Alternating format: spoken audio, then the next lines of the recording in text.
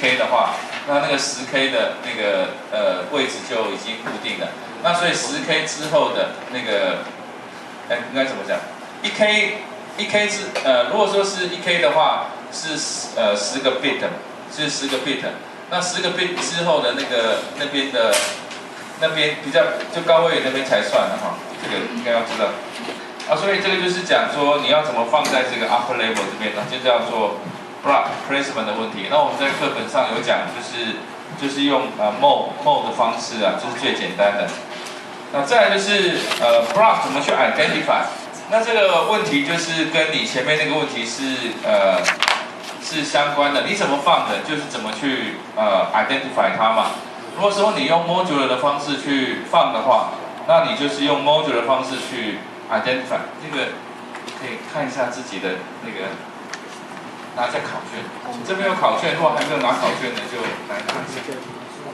不好意思，这个它题目是说 explain 是解释嘛？对啊，解释这个。那如果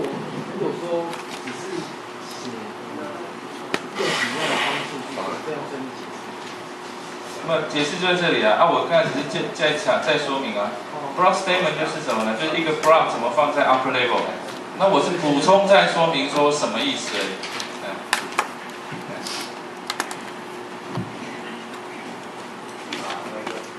好，那什么是 identification 呢？就是说我如果说一个东西已经在这英文的意思就是说，我这东西假如说已经在 upper level 这里了，那我怎么样去把它 identify 出来？好，那当然最简单的方式还是一样如果说你是用 module 的方式去放进去，那你把你那个 address 然后把它 mode 多，就前面那个offset 不算之后呢，一个 block size 的 offset 不算之后呢，你把那个 address 拿来这边当成 entry size 去找，就可以找出来这叫 block identification 的 property 那当然，你如果说有 associative 的话呢，那你就是会所有这个那个 entry 的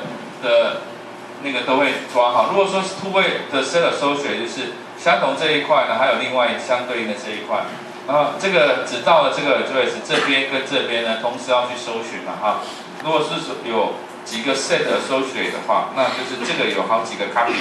那相同的这个 entry 的这个内容也会跟着被找这是属于 block identification 的 problem。那再来就是 block 的 replacement。那 block replacement 就是说，如果说我真的这个放满了，或者应该说不一定放满了，就是说我原来的是这个我要放的这个位置呢，本来这边有这边就有了。那如果说只有一个的话，那就直接盖过去就好了那如果说你有 n 位的 set associate， 所以这种 block replacement 的话，这通常就是说，如果说你有 n 位的 set associate 的情形之下，那我们在同样这个 entry 里面可能有 n 个可以选择。那到底我是把 n 的哪一个呢？这 n 个里面的哪一个呢？把它去除掉那我们通常就是用最近没有用过的，我们就把它拿掉list recently used 的这种方式呢，把这个 entry 就做 replacement 的这个动作那当然，如果说你只有一个 entry 的话，就 direct map 的话，那就没有什么好讲的，就直接盖过去就好了所以就比较没有问题那这个当然就是针对 n 位的 set associate 的时候呢，到底哪一个 entry 要被 replacement 掉，那就比较一下说，在这个 entry 里面的哪一个是最近没有被用过的那我们就把它 replacement 掉，没有被 reference 到的，可能以后也比较没有机会用到那再来第4个问题就是block 的这个 write 的 strategy那 write strategy 是牵扯到说我 upper level 跟 lower level 之间我们资料一致性的问题那所以我们有两个策略就是说write strategy 其实有2种，一种叫 write through 的strategy， 一个是 write back 的strategy。那当然 write back 会比较简单write back 只是写到这边而已。write through 的话呢 ，upper level 跟 lower level 呢都会有相同的这个资料所以这边就是有2个一个是 write through一个是 write back。那那这边有讲到说，什么时候我们可能要用 write through 呢？那我们就说 data written to the cache block also written to the low level memory 啊。那这样的 policy 呢会比较有一致性啊，这个 x 跟 y 的这两个资料呢比较有一致性啊，所以比较如果说做 exception handling 的时候呢，它这个是比较好一点啊。那 write back 的话就没有 ，write back 的话呢，write data only to the cache。也是说在 upper level 里面的 update， 那 low level 里面呢其实是没有 update 的那什么时候会去做 update 呢？当比如说要做被 replacement 的时候，比如说这边呢有一个你这个之后呢你要被 replacement 掉之后呢，那你只好要去 update 到这个里面嘛所以之后我们再去update， 当这个 block 呢已经会被从这个upper level 的 cache 呢被剔除出去的时候呢，我们再去把它写回到这个比较 low level 的这个 cache 或 low level 的这个 memory 里面那当然这个有什么好处这个 debug 在 write through 这个里面呢，它 debug 比较容易，因为你的 memory 跟 cache 的资料呢是一致性的所以你要 debug 起来是比较容易的那你如果说是 write back 的话，你的那个上面这一层的资料跟这一层的资料其实是没有 consistency 所以你要去 debug 上，你可能可以看到这一层的资料，可是呢这层资料跟这个cache 的资料是不一致的所以这个就是这个是会产生问题那再来就是remix 的时候呢，要不要产生 write remix 当然不用了re 没有，那就这个因为里面是一致性的嘛所以就 replace 掉如果说是要 replace 掉，你直接 replace 掉就好就不用再，但是这个就要对不对？因为这个已经只有储存在 upper level， 但是 low level 里面没有所以你只好要再 write back那这个就是repeated write make it to the low level那这个是你如果说一直写相同位置的话，很明显 write through 就是不好，因为它每次要 write 到 cache 之后要再 write 回这个 low level 的所以它会一直做。那可是呢，这个 write back 的话，因为它只有要被 replacement 掉才会写进去所以如果在这种情形之下repeated write 的情形之下 ，write back 的这种strategy 呢，会比这个 write through 好。OK。所以这个就是介绍一下，就是说write strategy 你到底要怎么做选择那各有各的好处了那这个会发的这个成本会高一些因为它随时随地都要maintain 这个 low level 的 memory 跟 high level memory 它要的这个资料呢要有一致性所以这个是第一个问题。所以各位同学在准备期末考的时候，也是要准备一下这些课程的内容那再来就是how to reduce miss rate of a cache 那这个课本这也是讲义上的题目，就是第一个呢，就是 block size 呢越大的话，那这个miss rate 呢可以下降为什么 miss rate 可以下降？原因就是说，我们如果一次搬1K 的话，那1K 之后的 miss 怎么办？他要再把1K 搬进来，对不对？如果说我们这 block size 一次是搬4K， 那个 block size 是4K 的话，那么我们每一次呢，只要有 miss 的时候就把4K 搬进来，那后面的那个3K 呢其实是没有 miss 所以呢，你的 block size 大的时候呢，你的这个 miss rate 呢可以降低这是因为每一次搬进来那那个已经在 cache 里面的东西呢，你下次就不会 miss 这个是large block size 可以。那再来就是 cache size cache size 就是说我如果说我能够 cache 很大的话，我的 program 都一次搬得进来的话，那很明显的我就只有第一次会有 compulsory 的 miss。那以后呢，这资料都在里面了，没有要被踢出去的话，那以后就没有所谓的 miss 的情形。如果说我们的 cache size 很大的时候，那当然就不会要做 replacement 的动作。这个capacity 的 miss 就是当我们的这个 cache 的记忆体不够大的时候，那我们要被 replacement 掉。可是呢，我们后面呢还要再 reference 到这个配置，会产生所谓的 miss 啊。那这个是因为我们的这个cache 不够大的原因。如果 cache 够大的话，那其实就只有第一次会 miss。只要 miss 一次之后呢，以后资料都在 cache 里面的话，那这样永远不会有不再会有 miss rate 的哈。所以比较大的 cache size 当然有它的好处啊。那第三个就是associativity 啊，这个 associativity 其实就是关系着你到底什么时候要做 replacement 的动作啊。如果说我有2个的话，那相同的就是在 mode 的这个 address 里面呢，它会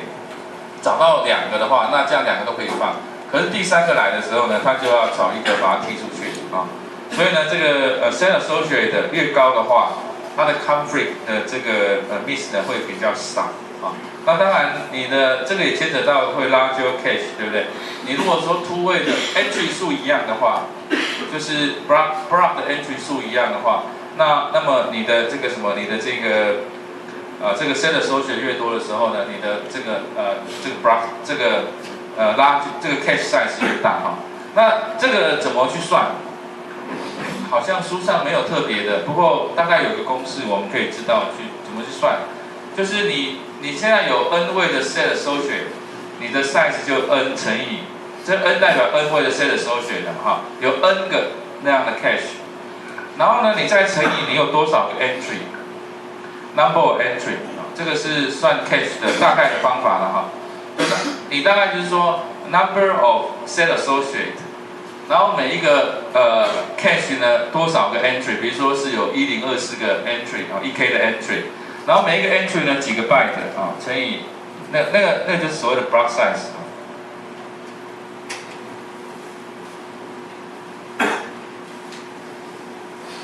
所以你大概就可以用这个简单的公式呢去换算哈。所以我们这边其实都牵扯了关系的，整个的叫做拉。这个 cache size 嘛 ，OK， 然后呢，你如果说 cache size 固定的时候，那你的 block size 越多的话，那你可能 n 位的 set associate 越少，还有就是你的这个 number of entry 会变少啊。所以如果说你的 entry 不变的话，那这个就要变少啊。那所以你就可以知道这个它的关系是这样子。好，这个是稍微补充一下这个怎么去算这个 cache 的这个 size。好，那我们再看一下，再来是讲说，这个 cache design 的时候呢，你要注意什么东西？那其实就从这个公式大家就知道了，你的到底要花多少钱对，就是你的 cache size 到底多大，你要愿意花多少钱去做这个 cache 然后再来你要设计说你的 block size 多少block size 越大的时候呢，这个 compulsory 的这个 miss 呢会变少但是呢，你搬的这个时间其实也会变长那因为你的 block size， 假如说你固定 size 的话，你如果是 block size， 你这个整个 size 是固定的，你 block size 越大的话呢，你 number of entry 呢会变少，或者是 set associate 的部分会变少那当然这个变少的话也不利你的那个 cache， 你的那个 cache miss 呢会更多嘛因为这3个都要很大。那你假设固定1个的时候呢，不可能3个都大再来就是 associate 你有多少个replacement 的部分如果说你有2个或4个那就不一样你有东西有一些 block 呢，你会被 replacement 掉的话，它会产生所谓的 miss 所以当然 set associate 越大其实是越好，但是 set associate 越大的话，有时候越没用原因就是你可能都每次你有16个，可是每次只用到3个而已那后面的15个可能都是浪费掉那 set associate 到底要多少？不会很大就是一般的话，这个 set associate 不会太大，所以说你的那个 entry 数很少所以这 set associate 会变大。如果 entry 数大的时候呢 ，set associate 就少量就可以。那再来就是 replacement 你到底是哪一个要被置换掉如果说那个你的满的set 你那同一个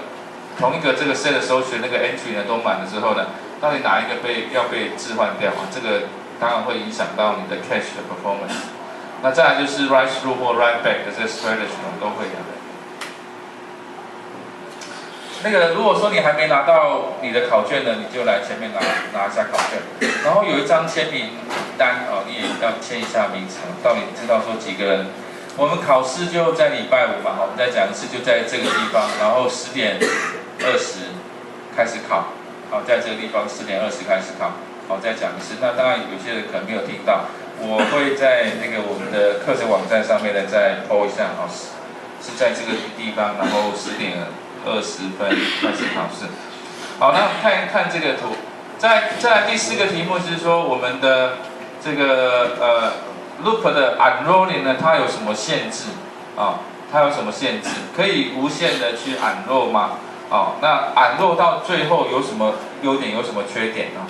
那这边就是列出来课本上所讲的。第一个就是我们如果说把所有的东西都 unroll 掉的话，那根据这个MDOS law 的话，它的 performance 应该是最好，因为它的 overhead 最小，对，每一个 loop 呢有一个 loop 的 overhead 啊，所以 branch overhead。那如果说我全部把它 unroll 掉之后呢，那等于是没有 branch， 没有 branch 代表没有 branch 的 overhead， 对不对？啊，所以其实如果说我们我们这边每一个你那个什么就是 control overhead 哈。Control overhead 呢会减少啊 ，decrease in amount of control overhead 啊。那 amortize 什么意思呢 ？amortize 就是会分散到每一个那个什么 loop 啊 ，with each extra unrolling。我们 unroll 的次数越多的话，啊，那实际上呢，你的 branch 就越少。那你 branch 次数越少，那你的次数第一个变少了，对不对？然后你的那个时间呢除以那个你的什么 loop 次数是没有改变的，所以每一个 loop 的 overhead 就变小啊，意思是这样子。discrete in amount overhead 那 amortize 就是指你的这个平均分散到每一个loop 里面那最极端的就是没有 overhead 零 overhead， 因为你都只有 branch， 你都没有 branch， 因为你都 unroll 掉了所以没有 branch。那这时候根据这个 MDOS law 里面它的这个执行速度是最快的但是呢，这个有一个很大的缺点你的假如说你录1000次的话，那你那个 code 呢要 copy 1000次所以呢会有 growth in code size 这个问题如果说你的 program 很大的话那就不得了那这个你本来是写的很 compact就是只有几行再加上一个 branch 就可以了。可是因为你都把它 unroll 掉了那这样的话程式码就会很长又臭又长那这个是另外一个问题就是你如果说这个做到极限没有 overhead 的时候呢，你会有一个 space 的 penalty 你要把这些 code 呢都要把它这个保留住那再来的话就是你有没有足够的 register 做 renaming 说我们里头大概32个是基本是 OK 的，那其中当然有些被用在你的程式码里面，所以如果说你大概我想就顶多16个可以让你用了你16个里面呢，你每一次 unroll 的话，假如需要1个或2个，那你顶多就只有 unroll 16次而已，所以实际上你是没有办法这个无限制的 unroll 这个叫做register 的这个 pressure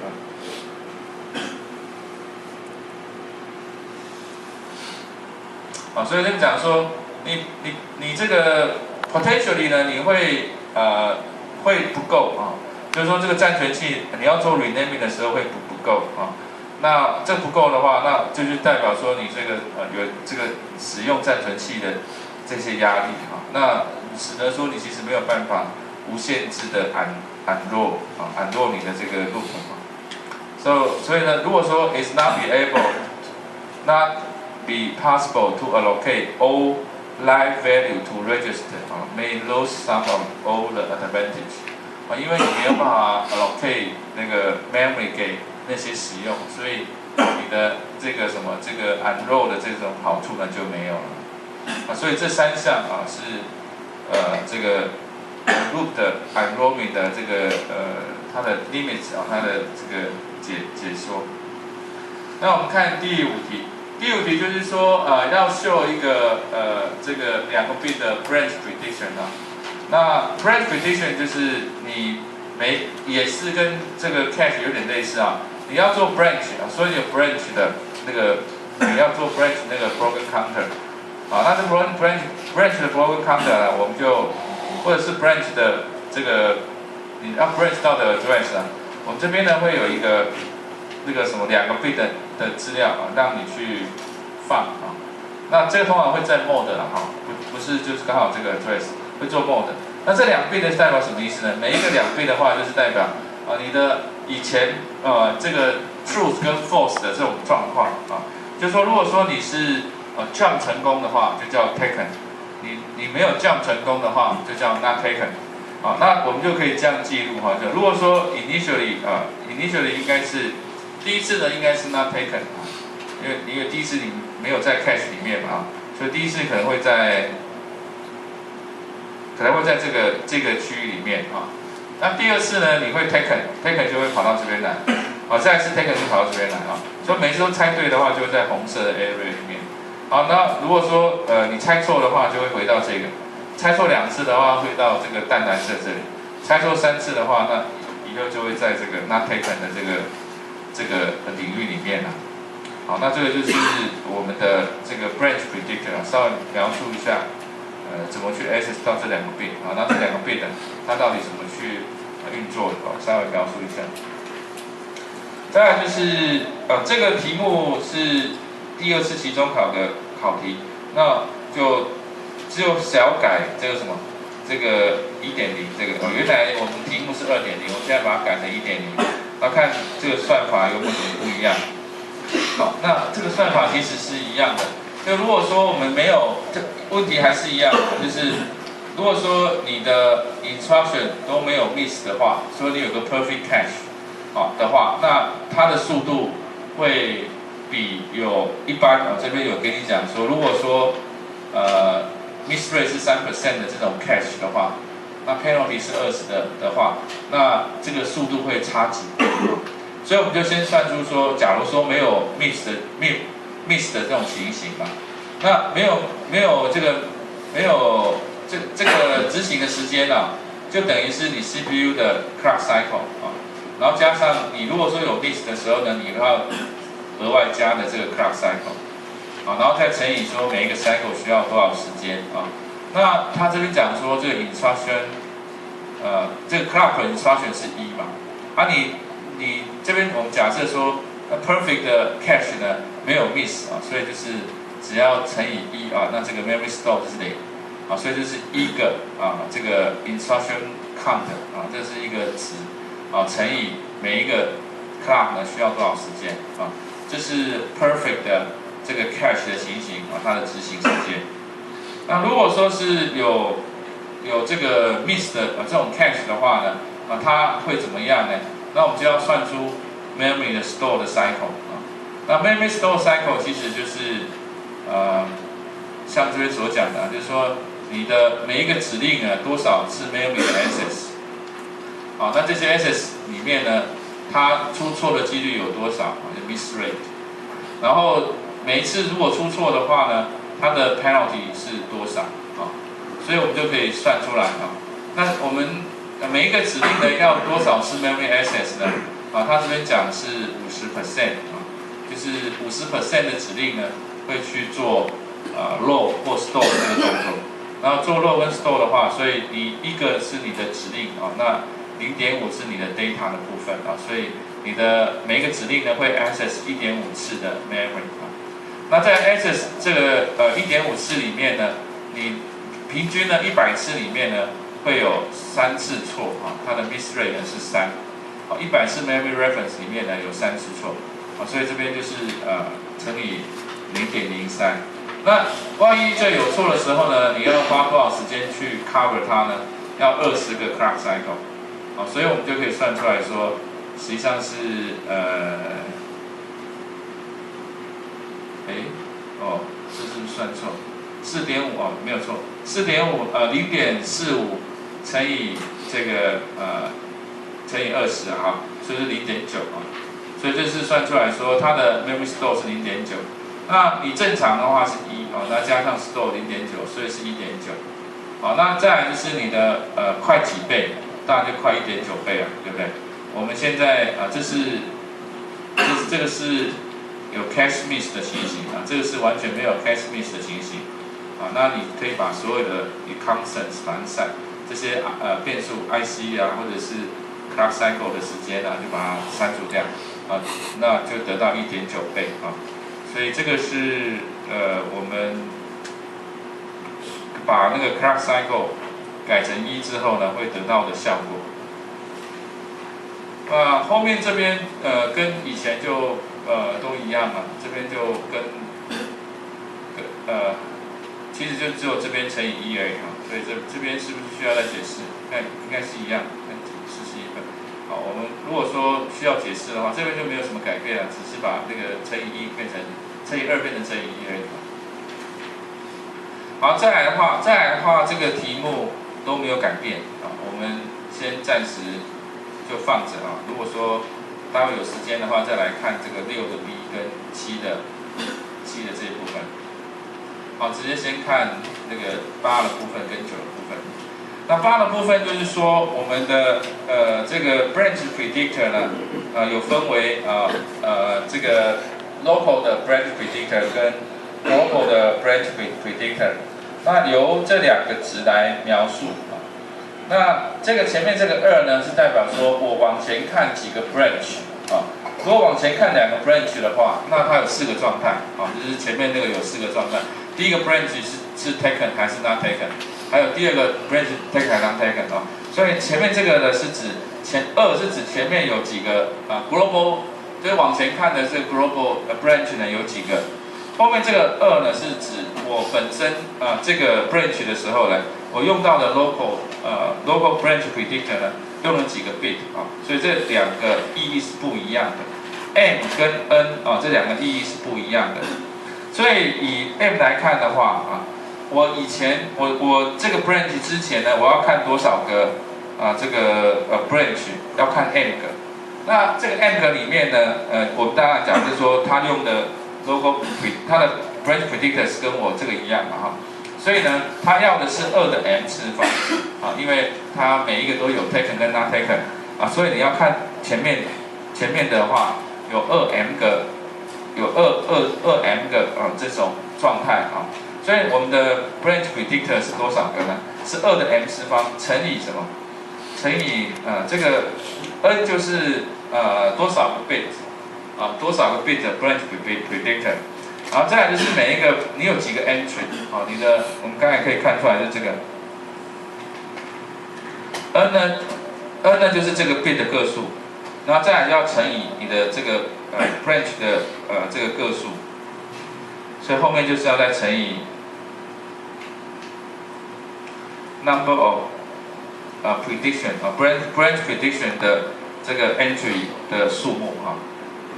那所以我们就可以来回答这个问题啊。如果说是02 branch 的话，0代表说我不参考到任何的 global 的 predictor， 所以只有靠我自己啊。所以这是2的0次方，就我一个就够了嘛哈，2的0次方。然后你有多少个这个 bit 的这个 branch predictor 呢？02所以代表2个 bit。